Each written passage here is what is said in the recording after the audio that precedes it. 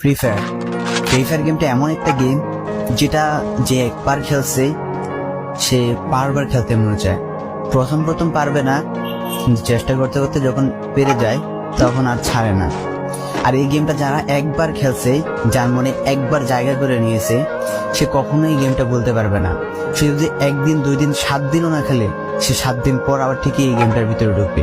কারণ এই গেমটা কখনো কাউকে কষ্ট দেয় না। এই গেমটা সবসময় সবাইকে আনন্দ রাখে।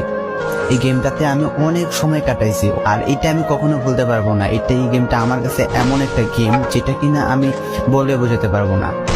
এই গেমটা শুধু আমার কাছে না, আমি মনে করি যে প্রত্যেকটা ফ্রি ফায়ার প্লেয়ারের কাছে অনেকটা ইমোশনাল টাইপের একটা গেম হয়ে গেছে। কারণ এই গেমটাতে বর্তমানে যে অবস্থা হচ্ছে, যে গেমে এমন আপডেট দিতেছে, আপডেট দেওয়ার কারণে পুরো গেমটাই চেঞ্জ হয়ে যাচ্ছে। আগের ফ্রি ফায়ারের আগের মতো নেই।